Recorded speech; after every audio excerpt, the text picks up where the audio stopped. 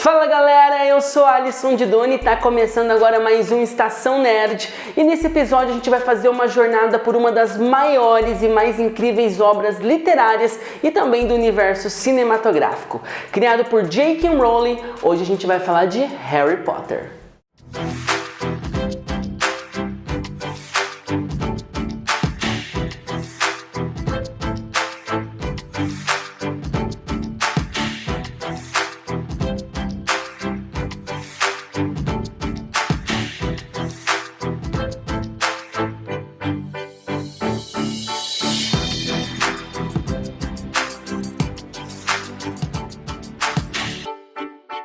Harry Potter surgiu há mais de 20 anos depois da publicação do primeiro livro, Harry Potter e a Pedra Filosofal, em 1997, marcando gerações, principalmente essa galera que está na casa dos 20 anos, que cresceu acompanhando Harry Potter. J.K. Rowling foi a responsável pela criação dessa saga histórica, e isso aconteceu quando ela estava esperando um trem que demorou horas, a viagem atrasou horas, e durante essa viagem, então, foram vindo coisas na sua cabeça, personagens, características desse personagem, um mundo ali de magia, de mágicos, de bruxos, e ela ficou muito entusiasmada porque ela nunca tinha tido tanta imaginação para uma história tão fértil e tão rica em características, que é Harry Potter. Como ela estava desesperada querendo desenvolver a história, logo ela foi olhar na bolsa, mas ela não encontrou nenhum bendito lápis ou caneta. Ela só conseguiu então colocar no papel depois que chegou em casa. E eu penso que, particularmente, eu acho que foi até bom isso ter acontecido, porque deu tempo dela amadurecer a história. Já pensou se ela tivesse escrito ali tudo no momento da emoção? Eu acho que com certeza Harry Potter teria tomado um caminho ali talvez diferente do que tomou na verdadeira história.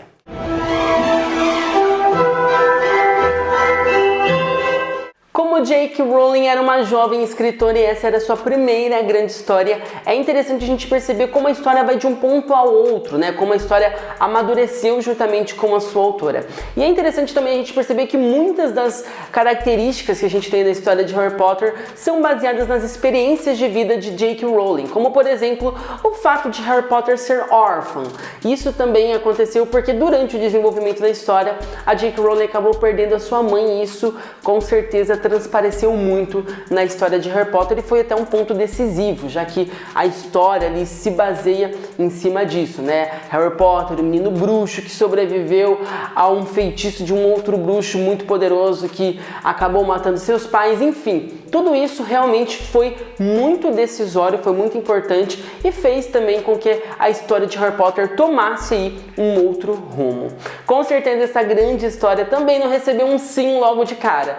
J.K. Rowling recebeu vários nãos de muitas editoras, principalmente, eu não gostaria de estar aí na pele dos editores que recusaram a história de J.K. Rowling, já que ela faturou milhares, milhões de dólares, com essa grande história, mas houve a Bloomsbury, a editora que falou, vamos dar uma chance para essa mulher, vamos ver como que é essa história. E é até interessante, esse fato, essa história com a J.K. Rowling e a Bloomsbury, que eu não sei se realmente aconteceu, acho que ela já deve ter comentado sobre isso, mas há rumores de que o editor-chefe ali da Bloomsbury pegou o material, leu aquele livro ali meio que relaxadamente, só deu uma olhada, uma folhada e entregou direto para as mãos da sua filha, que tinha apenas ali 8 anos. Depois que ela leu toda a história, ela falou, pai, por favor, eu preciso de um outro livro, eu preciso de uma sequência dessa história. E isso, já pode até ter sido aí um fato muito interessante para eles decidirem investir aí na carreira de J.K. Rowling. Então tá aí a dica, se você tem uma filha que fica fissurada, por um livro aí que você tá escrevendo ou de alguém que escreveu, com certeza você tem um hit em suas mãos e vale muito a pena investir. After selling more than 400 million copies of this series, it's hard to believe that 12 publishers rejected The Sorcerer's Stone. 13 turned out to be a lucky number. A publisher bewitched by the spectacular tale finally agreed to print it. Com esses livros, Harry Potter criou uma nova geração de leitores, já que eles foram um sucesso em vendas e boa parte dos consumidores eram crianças. Então isso é muito interessante, muito legal, porque muita gente que gosta de literatura, que ama ler livros hoje em dia, é graças a esse primeiro contato que teve aí com Harry Potter, né? Você tinha aquela magia, o encanto de ter os livros na sua mão e acompanhar a história, e isso é uma coisa única que encanta até hoje, né? Muita gente gosta de ver os filmes, mas ter o livro, ter história rica em detalhes, gente, é fantástico, é outro mundo, é outro universo e com certeza é incomparável. Uma coisa que é interessante também a gente destacar é que a Rocco foi a editora que trouxe Harry Potter, né, aqui para o Brasil, responsável pela tradução em língua portuguesa, e ela manteve a mesma tradutora nos 7 livros.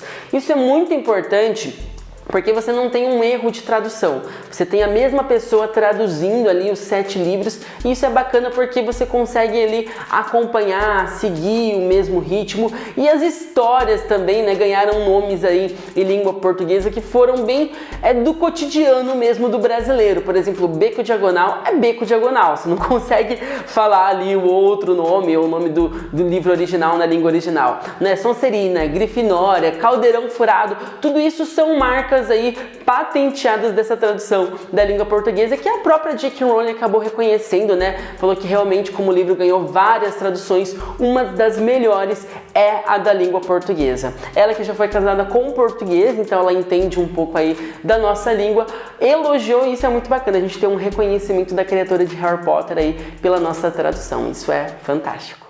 Bom, se tem certeza. Sonserina, tudo menos Sonserina. Melhor que seja Grifinória! E nesse universo de Harry Potter, os números são impressionantes, já que os livros atingiram aí números grandiosos em venda, né? Só não bateu a Bíblia nessa popularização, mas foram mais de 400 milhões de cópias vendidas em todo o mundo. E em 2001, 4 anos após o lançamento do primeiro livro, a gente teve aí o primeiro filme estreando nas telonas, que foi Harry Potter e a Pedra Filosofal. Apesar do sucesso do primeiro livro, né, ele ter sido aí um sucesso estrondoso logo de cara, a Warner meio que se arriscou investindo mais de 127 milhões de dólares na produção. Mas claro que o filme se pagou muito fácil, já que foi um sucesso em bilheterias. Só nos Estados Unidos foram mais de 300 milhões de dólares e no mundo todo quase 1 bilhão. Gente, quase 1 bilhão. É muito difícil na época um filme atingir essa marca. Hoje em dia a gente tem uma facilidade, né, muito maior, já que os ingressos estão mais caros, as produções são grandiosas, então a gente vê filmes atingindo essa marca aí hoje em dia com uma facilidade muito maior. Mas lá naquela época já foi tipo perceptível que realmente eles tinham um sucesso em mãos. Harry Potter se tornou uma das maiores franquias da história do cinema, já que os seus livros se converteram em filmes de grandes sucessos. Foram 7 livros publicados, mas nos cinemas foram 8 filmes lançados, já que foi uma das primeiras franquias a dividir o seu último filme em 2 partes, As Relíquias da Morte Parte 1 e As Relíquias da Morte Parte 2. Por um lado, né, porque os estúdios queriam lucrar um pouco mais com esse fenômeno que foi Harry Potter nos cinemas, e por outro, porque eles queriam agradar os fãs que não queriam se despedir de Harry Potter, né, dizer adeus a essa incrível história. Os fãs ficaram muito contentes com essa divisão, já que os filmes conseguiram também ser mais fiéis à história, ter mais detalhes, e isso é muito bacana, acabou agradando aí as 2 partes. Eu vi seu coração e ele é meu.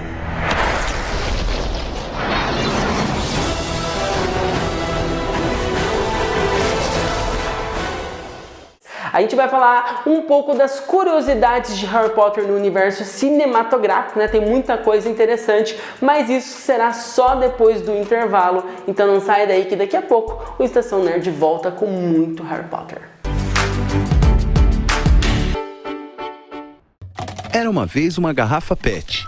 Veio a reciclagem e a transformou em tecido, vassouras, madeira plástica e até casco de barco.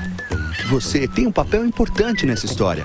Colocar os plásticos, papéis, vidros e metais no lixo seco, separados dos restos de alimentos e outros materiais orgânicos no lixo úmido. Isso facilita o trabalho dos catadores, gera empregos e poupa recursos naturais. Mude de atitude, separe o lixo e acerte na lata. Governo Federal.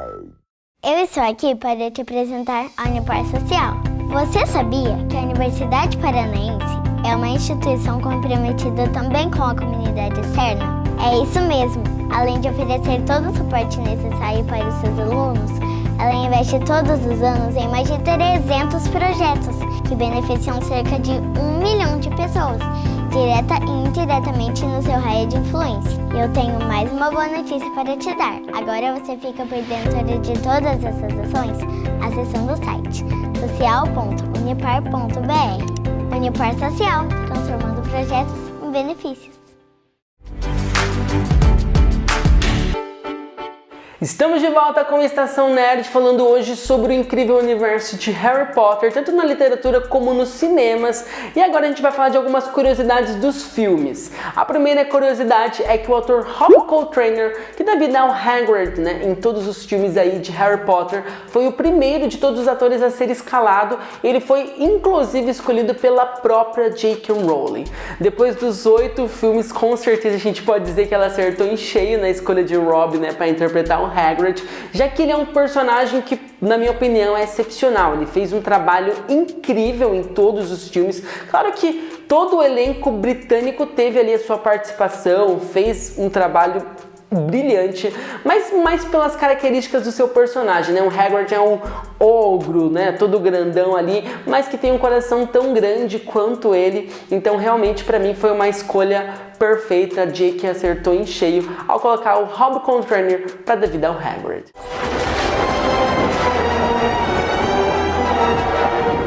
Outro fato interessante sobre Harry Potter e a Pedra Filosofal, que foi lançado aqui no Brasil em 2001, é que os atores ainda não tinham visto o cenário ali do grande salão antes das gravações. Então, quando eles entram e tem aquela cara de surpresa, isso realmente foi real, realmente aconteceu. E é muito bacana, né? Porque você vê os olhos deles brilhando, aquela cara tipo, uau, que incrível. E isso realmente deu um toque aí a mais, deixou o filme mais especial, com certeza. Acreditem ou não, mas a própria J.K. Rowling foi cotada para ser a mãe do Harry nos filmes, mas infelizmente a autora não aceitou o papel. Nós tivemos uma outra atriz desenvolvendo o papel da Lilian, né, que é a mãe do Harry nos filmes. Eu particularmente assistindo o filme, em algumas cenas eu acho essa atriz muito parecida, lembra bastante a J.K. Rowling. Eu acho também que foi uma forma deles homenagearem a criadora de Harry Potter, né, colocar uma atriz que lembrasse ela de alguma forma.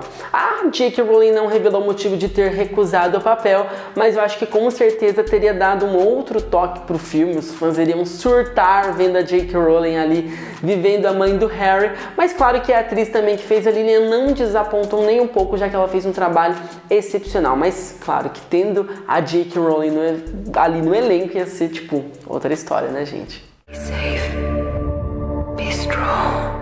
Uma outra curiosidade é sobre as características dos personagens descritos nos livros e essa transição que foi feita para as telonas. Nos livros, o Harry é descrito como um menino de olhos verdes, mas como o ator Daniel Radcliffe, que dá vida ao Harry nos cinemas, tem os olhos azuis, eles tiveram então que colocar uma lente de olhos verdes nele.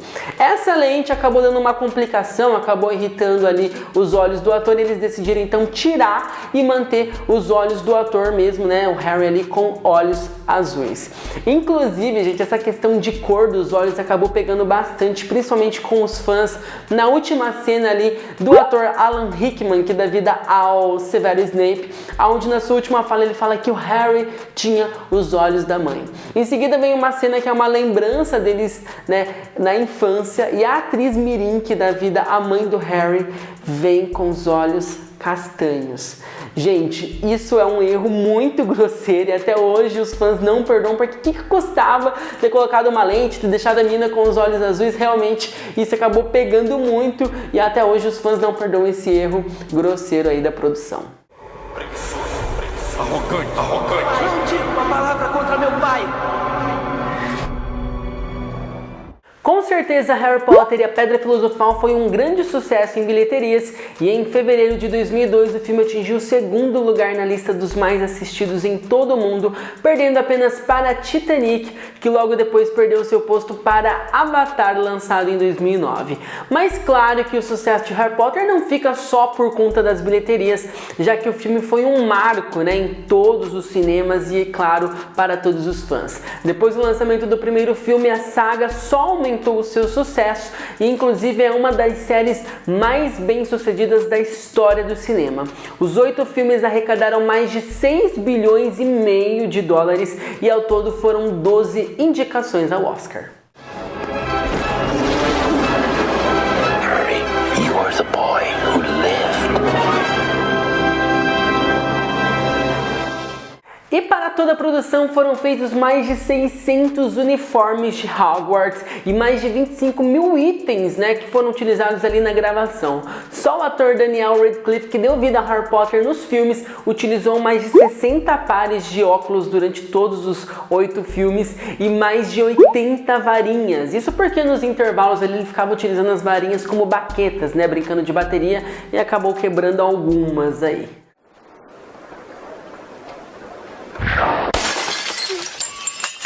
Não, decididamente não.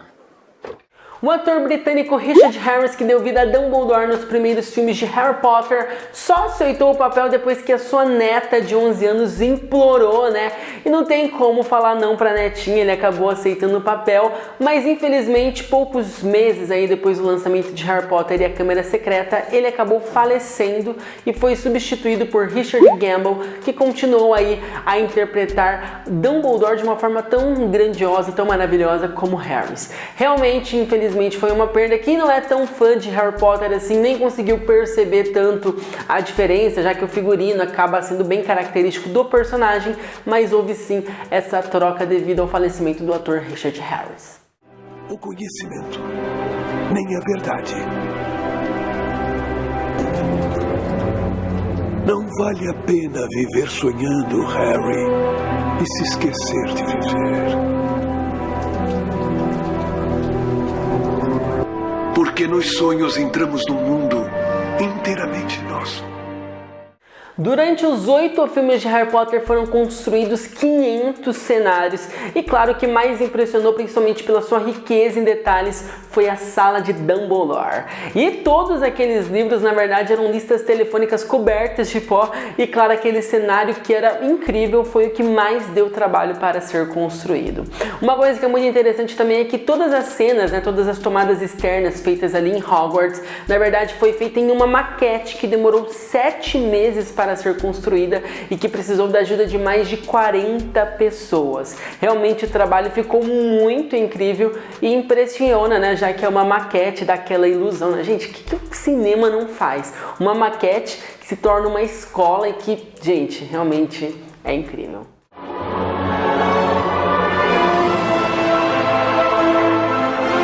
Seja bem-vindo! Harry Potter e as Relíquias da Morte Parte 2 não foi o fim do universo Harry Potter nos cinemas, já que o livro lançado em 2001, Animais Fantásticos e Onde Habitam, foi adaptado para as telonas em 2016. Apesar de se passar 70 anos antes de Harry Potter, o filme continua naquele mesmo universo, mostrando ali Hogwarts, na sequência vai mostrar também Dumbledore, um pouco mais jovem. Então para os fãs de Harry Potter é uma alegria, uma satisfação aí, porque apesar de ter encerrado a saga, o universo ainda continua sendo retratado nos cinemas. Inclusive a sequência de Animais Fantásticos será lançada em novembro desse ano e claro, tá todo mundo muito ansioso.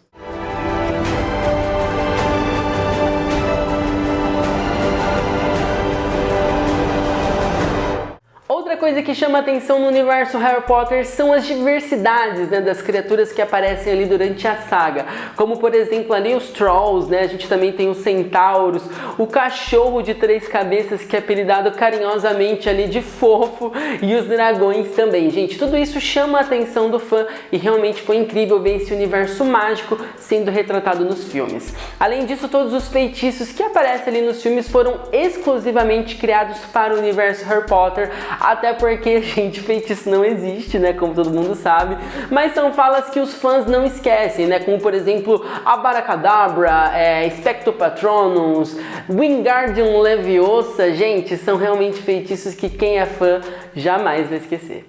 Wingardium Leviosa. Wingardium Leviosa! Wingardium Leviosa. E falando em fãs, a gente não pode deixar de destacar que aqui no Brasil nós temos uma escola de magia e bruxaria inspirado em Harry Potter. As aulas são aí de herbiologia, aula da história da magia, aulas de voo, que na minha opinião deve ser uma das mais incríveis, além de aulas de poções e também feitiçaria. Além disso, a escola conta com outras atividades, como os testes, bailes e o campeonato de quadribol, que deve ser lendário e realmente todo mundo que vai para lá deve ficar ansioso por este momento. A Hogwarts brasileira fica localizada em Campos do Jordão e foi criada em 2015 e tem aí arrastado uma multidão de fãs não só do Brasil, mas de todo o mundo. E essa jornada pelo universo Harry Potter infelizmente está acabando por aqui, mas uma boa notícia, né? O nosso próximo encontro já está marcado e claro, eu aguardo você aqui no Estação Nerd.